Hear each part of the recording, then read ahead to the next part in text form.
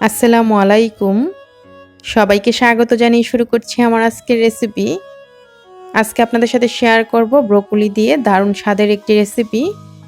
রুটি, পরোটা, গরম ভাতের সাথে ব্রোকলির এই রেসিপিটা কিন্তু দারুণ হয় খেতে।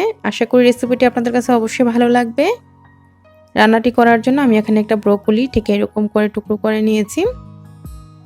আর নিয়েছি এখানে একটি বড় সাইজের আলু, এরকম ছোট ছোট করে টুকরোগুলো করে নিয়েছি।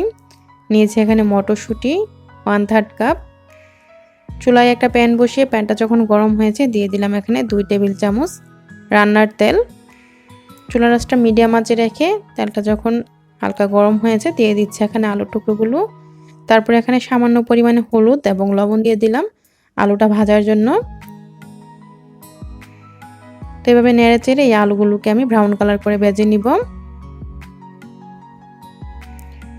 ভাজতে ভাজতে কিন্তু খুব সুন্দর একটা কালার চলে এসেছে। তো আলুগুলো কিন্তু ভাজা হয়ে গিয়েছে। এখন একটা ছাঁকনি দিয়ে আমি তেলটা ভালো করে ছেঁকে আলুগুলোকে তুলে নিচ্ছি।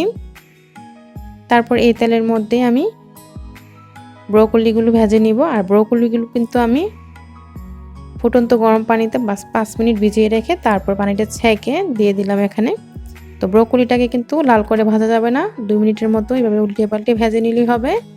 তো আমি প্রায় 2 মিনিটের মতো ভেজে নিয়ে তারপর ব্রোকলিগুলো তুলে নিচ্ছি। এই প্যানে দিয়ে দিলাম আরও 1.5 টেবিল চামচ রান্নার তেল।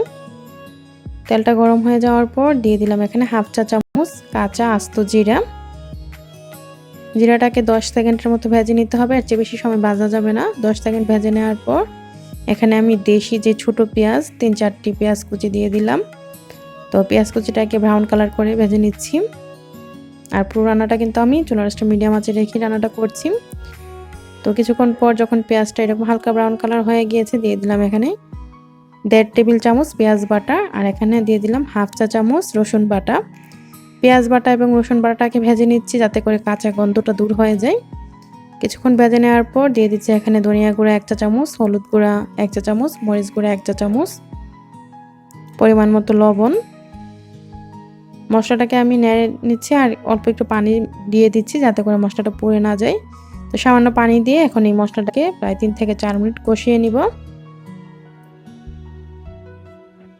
মশলাটা প্রায় 3 থেকে 4 মিনিট কষিয়ে নেওয়ার পর এখানে আমি মটরশুঁটিগুলো দিয়ে দিলাম। আর এই মটরশুঁটিগুলো কিন্তু আমার ফ্রোজেন করা ছিল। আমি কিছুদিন আগে একটা ভিডিও শেয়ার করেছিলাম আপনাদের সাথে মটরশুঁটি সংরক্ষণ করার। তো সেই মটরশুঁটিগুলো এখানে আমি দিয়েছি।